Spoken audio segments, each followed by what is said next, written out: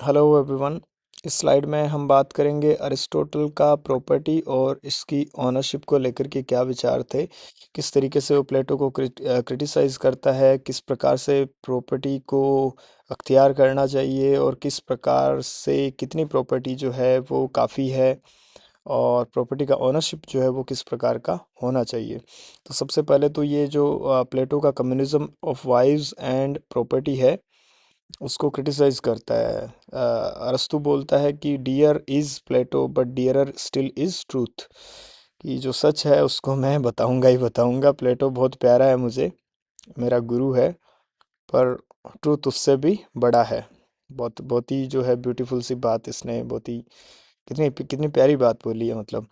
तो प्लेटो जो है वो ऑब्स्टेकल समझता है बोथ फैमिली एंड जो प्राइवेट प्रॉपर्टी है उसको। और अरस्तु के लिए ये दोनों चीज़ें ही एक इंडिविजुअल के साइकोलॉजिकल सेटिस्फेक्शन के, हैप्पी और वर्चुअस लाइफ जीने के लिए बहुत ज़्यादा ज़रूरी है। अरस्तु बोलता है कि प्लेटो जो है he actually fail to balance the claims of production and distribution. जो प्रोड्यूस करते हैं वो अ, वो जो है उस चीज़ का जो फल है उसका एंजॉय नहीं कर पाते हैं, तो फिर क्या उन चीज़ों का मतलब है। इसी प्रकार से मैक्से, प्रोफेसर मैक्से, वो भी बोलता है कि man must eat, be clad, have shelter, and in order to do so he must acquire property. तो प्रॉपर्टी जो है it is part of the household, है ना। और कोई भी इंसान है वो नहीं रह सकता है जब तक उसको बेसिक नेसेसिटीज़ जो है वो उसको प्रोवाइड नहीं की जा सके, है ना। तो for Plato, property is an obstacle. For Aristotle, property is necessary because it is necessary for psychological satisfaction. It is part of the household. अब ये है कि how to acquire property, property को अक्वायर किस प्रकार से की जाए, तो इसके लिए अरस्तु बोलता है कि property must be acquired by honest means only. He actually criticise this practice of money lending, और इस प्रकार की जितनी भी चीज़ें हैं, किसी को उधार देना, उससे ब्याज कमाना, इस प्रकार की चीज़ें अरस्तु बोलता है कि अच्छी बात नहीं है। तो ये जो है प्रॉपर्टी जो है वो ऑनेस्ट मीन्स से अक्वायर होनी चाहिए। आगे जाकर के नोजिक भी कुछ इस प्रकार की बात करता है, अगर आपको रिमेम्बर याद आ रहा है तो। अब दूसरा ये कि how much property a person can acquire, है ना। कितनी प्रॉपर्टी, ठीक है, प्रॉपर्टी नेसेसरी है साइकोलॉजिकल सेटिस्फेक्शन के, ये वो। तो इसमें भी he was against amassing too much property, कि बहुत ज़्यादा मतलब लालची हो जाना और प्रॉपर्टी आफ्टर प्रॉपर्टी जो है अक्वायर करते जाना। इससे आपको प्रसन्नता या फिर हैप्पीनेस जो है, खुशी नहीं मिलेगी। इट इज़ लाइक पर अरस्तु बोलता है कि to acquire too much wealth will be as gross an error as to make a hammer too heavy. भाई हैमर, हथौड़ा जो है उसका काम क्या है, किसी भी चीज़ को फिक्स करना, और अगर ये बहुत ज़्यादा हैवी हो जाएगा तो इसका जो नेसेसरी पर्पस है वो डिफीट हो जाएगा। वो बस उसको आप एक आर्टिफैक्ट की तरह सजा करके रख सकते हो, नथिंग एल्स। तो उसी प्रकार से बहुत ज़्यादा प्रॉपर्टी जो है वो भी दुखों का कारण है कहीं ना कहीं। इसीलिए अरस्तु जो है he was against amassing too much property. अब है ऑन ओनरशिप ऑफ प्रॉपर्टी, जो है किस प्रकार की ओनरशिप होनी चाहिए प्रॉपर्टी को लेकर के। इसमें भी अरस्तु बोलता है कि पहला है individual ownership and individual use, कि आपकी खुद की प्रॉपर्टी और आप खुद ही उसका यूज़ करो। तो ये बोलता है कि मतलब सेल्फिशनेस की प्रवृत्ति आप में लेकर के आएगी, आप और ज़्यादा प्रॉपर्टी जो है अमास करते जाओगे। दूसरा है कि प्रॉपर्टी जो है वो कॉमन ओनरशिप हो प्रॉपर्टी की, और यूज़ जो है उसका इंडिविजुअल यूज़ हो, है ना। मतलब कि सारी की सारी जो प्रॉपर्टी है वो इन कॉमन है और आप यूज़ अपने हिसाब से अपने लिए ही कर रहे हो। तो ये तो एक प्रकार से ट्रेजेडी ऑफ कॉमन्स जो है उसकी तरफ हमें लेकर के जाएगी। It will begin with socialism and and up in capitalism, जो है इस प्रकार से जो है ये भी नॉट एक्सेप्टेबल है अरस्तु के लिए। तीसरा है common ownership and common use.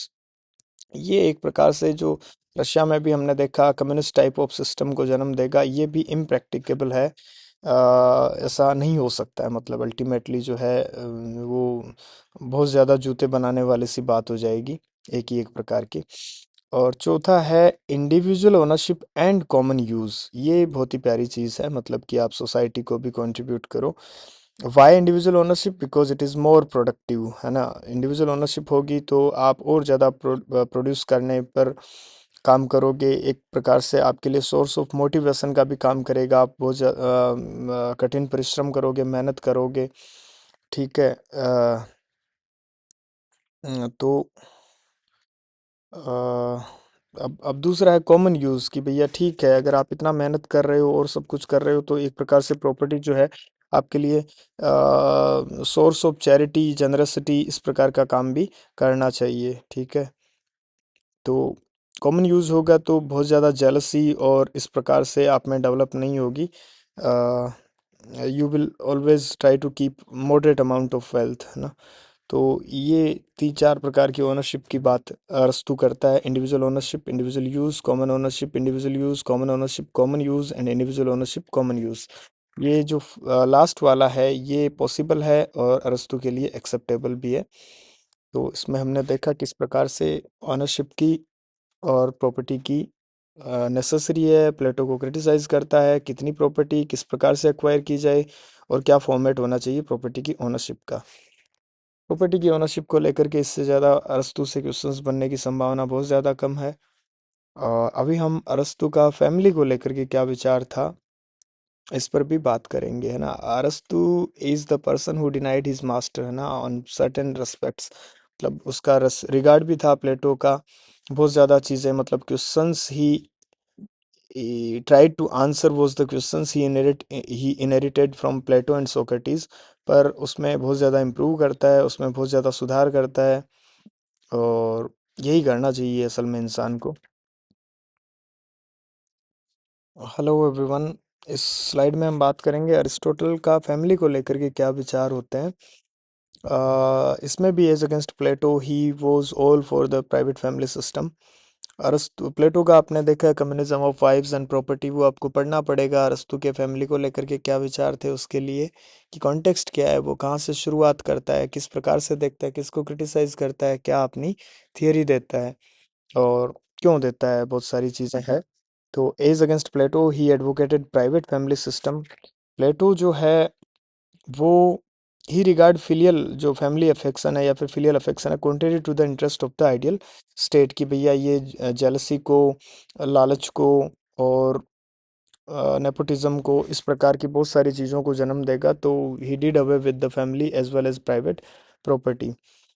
अरस्तु जो है वो बोलता है कि family basically is a primary unit of social life. आदमी जो है वहीं से बहुत सारी चीज़ें सीखता है और वहाँ पर आप जो है प्लेटो का जो सिस्टम बना दोगे तो father will have thousand sons and a son will have thousand fathers, है ना। तो किसी भी इंसान किसी भी जो बच्चे हैं उनकी केयर जो है ठीक प्रकार से नहीं हो पाएगी।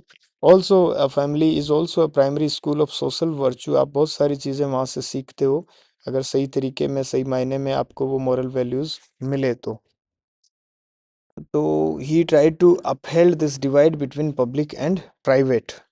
प्राइवेट स्फेयर में जो है वो बोलता है कि रैशनैलिटी और इस प्रकार की चीज़ें कम काम करती है। तो वहाँ पर अलग टाइप की रिलेशनशिप्स की बात करता है, जैसे फैमिली है, और स्टेट में रिजनेबल रैशनल मैन है, इक्वलिटी है, तो वहाँ पर अलग प्रकार के पॉलिटिकल सिस्टम की, अलग प्रकार की चीज़ों की आवश्यकता है। तो ये पब्लिक प्राइवेट का डिस्टिंक्शन है, ये थोड़ा थोड़ा कहीं ना कहीं यहाँ से इमर्ज होना शुरू हो जाता है, पूरी तरीके से नहीं, क्योंकि ये लोग जो है वो सोशल और पॉलिटिकल लाइफ को इंटरमैश करके रखते हैं। पूरे तरीके से जो डिस्टिंक्शन है वो इमर्ज नहीं हो पाता है, राइट। तो फैमिली जो है वो यहाँ पर पॉलिटिकल नेचुरलिज्म भी दिखता है अरस्तु का। वो बोलता है कि it is part of human nature, है ना। इंडिविजुअल का पार्ट है कि they will come together. First there will be this family, then there will be this village and then coming together of families and village will lead to the state. तो ये natural है, ये telos है, मतलब teleology की तरफ आप बढ़ रहे हो कहीं ना कहीं। तो फैमिली जो है नेचुरल है because man is a social animal. नहीं है अगर वो सोशल या फिर पॉलिटिकल एनिमल नहीं है, सोशल और पॉलिटिकल का कोई बहुत ज़्यादा डिस्टिंक्शन नहीं होता है ग्रीस में और अरस्तु के समय पर। Man is a social animal. तो फैमिली क्या है? Family is basically extension of man's nature. And what is village?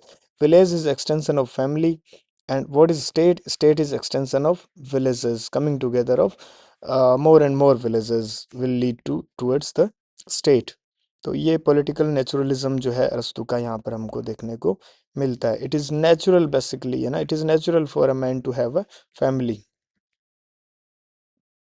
अब फैमिली में क्या क्या है, कंपोजिशन क्या है फैमिली का, वोट फैमिली कंसिस्ट्स ऑफ। तो पहला तो यही है, हस्बैंड वाइफ एंड चिल्ड्रन। दूसरा है स्लेव्स एंड प्रॉपर्टी। ये तीन चार चीज़ें जो है एसेंशियल है फैमिली के। And man is the head of the family. Man is also superior to women, women and children and slaves। And there are three types of relation in a family basis of the composition, on the basis of this composition। for पहला है master and slave। Family में जो है master, यहाँ पर master rules the slave. दूसरा है marital relationship, जिसमें husband rules the wife. And तीसरा है पेरेंटल रिलेशनशिप, जिसमें फादर रूल्स द सन। तो इस प्रकार की जो चीज़ें हैं वो फैमिली को लेकर के अरस्तु बात करता है। ये कुछ चीज़ें हैं वो बहुत ज़्यादा अच्छी है। ये इन सब चीज़ों में you can find the criticism obvious है, जो कि तो यहाँ से भी ये क्वेश्चन बहुत बार एग्जाम में पूछा जाता है। और ये भी ये किस प्रकार से प्लेटो जो है वो सॉरी अरस्तु जो है वो प्लेटो को क्रिटिसाइज करता है with regard to family and private property. इस स्लाइड में इतना ही। Thank you for watching.